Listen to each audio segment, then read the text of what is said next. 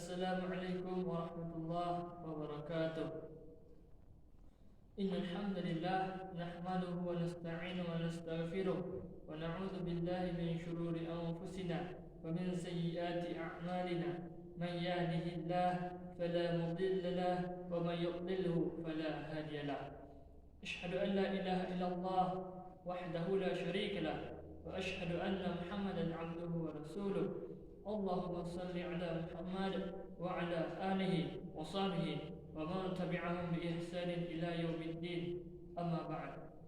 Fa ya ibadallah ittaqullaha haqqa tuqatih wa la tamutunna illa wa antum muslimun. Faqala Allah Ta'ala fil Qur'anil Karim, a'udzu billahi minasy syaithanir rajim. Bismillahirrahmanirrahim. Ya ayyuhalladzina amanu kutiba 'alaikumus shiyam kama kutiba 'alal ladzina min qablikum la'allakum tattaqun. Shadaqallahul 'azim. Ma'asyiral muslimin rahimakumullah, dari hati nurani kita yang paling dalam, marilah kita haturkan puji beserta syukur atas kehadiran Allah Subhanahu wa taala yang mana beliau telah melimpahkan rahmat, hidayah dan inayahnya kepada kita semua, sehingga berkat rahmat, hidayah dan inayahnya lah kita dapat berkumpul di masjid yang kita cintai ini dalam rangka melaksanakan ibadah salat Jumat secara berjamaah. Kemudian salawat dan salam semoga senantiasa selalu tercurah buat arwah pucuk pimpinan umat sedunia, yakninya Nabi besar Muhammad sallallahu alaihi wasallam, dengan mengucapkan Allahumma salli ala Muhammad wa ala ali Muhammad, beserta keluarga-keluarganya, sahabat-sahabatnya, dan orang-orang yang senantiasa mengamalkan petunjuk beliau di akhir zaman. Sebelumnya, khatib berwasiat kepada seluruh kaum muslimin yang hadir pada hari ini, marilah kita tingkatkan keimanan dan ketakwaan kita kepada Allah Subhanahu wa taala, dan janganlah hendaknya kita mati sebelum dalam keadaan yang beriman. Amin amin ya rabbal alamin. Ma'asyiral muslimin rahimakumullah, judul khutbah kita pada Jumat kali ini adalah keistimewaan puasa Ramadan. Sangatlah beruntung bagi orang-orang yang melakukan ibadah puasa Ramadan, kerana dengan puasa itu diharapkan nantinya kita akan menjadi orang-orang yang bertakwa, sebagaimana firman Allah dalam Quran surah Al-Baqarah ayat yang ke-183. A'udzu billahi minasyaitonir rajim. Ya ayyuhalladzina amanu kutiba 'alaikumus shiyam kama kutiba 'alal ladzina min qablikum la'allakum tattaqun. Shadaqallahul 'azim. Wahai orang-orang yang beriman, diwajibkan atas kamu berpuasa sebagaimana diwajibkan atas orang-orang sebelum kamu, agar kamu bertakwa. Ma'asyiral muslimin rahimakumullah, Rasulullah bersabda bahwa orang yang melaksanakan puasa dengan penuh keimanan dan penuh perhitungan, maka akan diberikan oleh Allah Subhanahu wa taala ilmu keistimewaan kepadanya, sebagaimana hadis Rasulullah sallallahu alaihi wasallam dari Abu Hurairah yang diriwayatkan oleh Imam Muslim. An Abi Hurairah radhiyallahu anhu qala Rasulullah sallallahu alaihi wasallam, idza jaa Ramadan futihat abwabul jannah wa ghaliqat abwabun nar wa sufiratis syayatin wa lis-shaimi farhatani yafrahuhuma idza aftara fariha bi fitri wa idza laqiya rabbuhu bi shaumi. Man shama ramadanan imanan wa ihtisaban ghufira lahu ma taqaddama min dhanbi. Rawahu Muslim. Apabila telah datang bulan Ramadan, maka akan dibukakan Allah seluruh pintu surga dan ditutupnya seluruh pintu-pintu neraka, maka akan dilantainya seluruh setan-setan.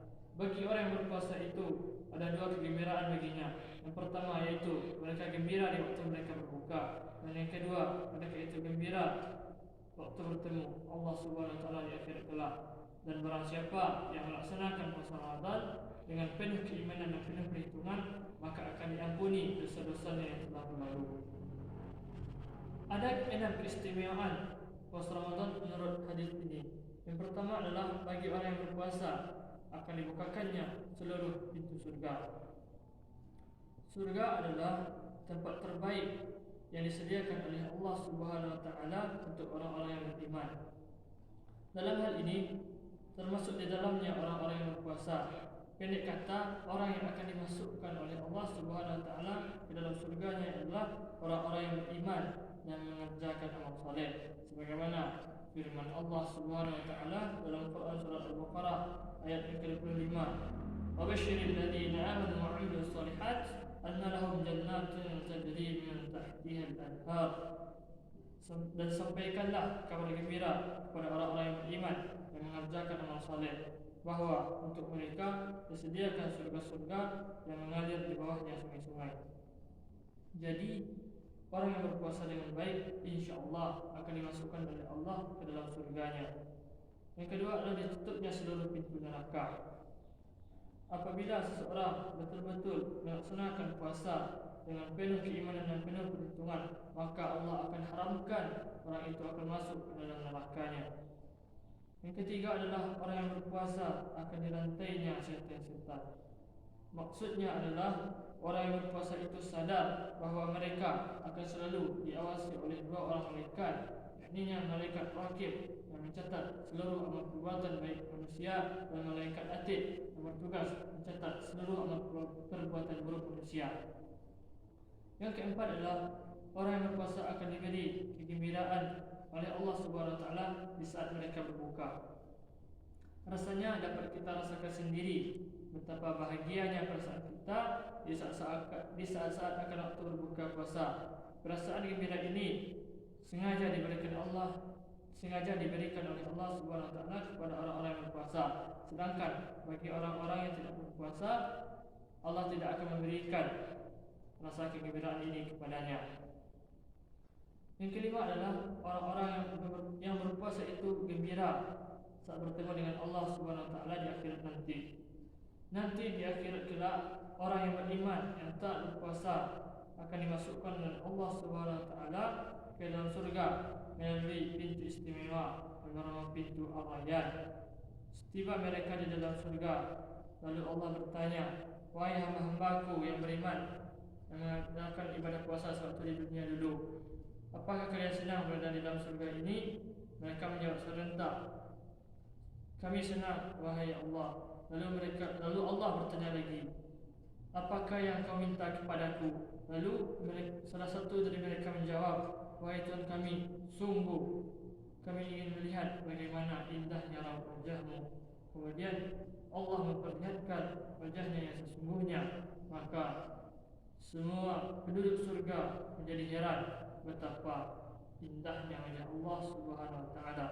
Dan yang terakhir, yang keenam adalah orang-orang yang berpuasa itu akan diampuni dosa-dosanya yang telah berlalu, namun bukan dosa-dosa besar. Fa'tabiru ya ulil absar la'allakum turhamun.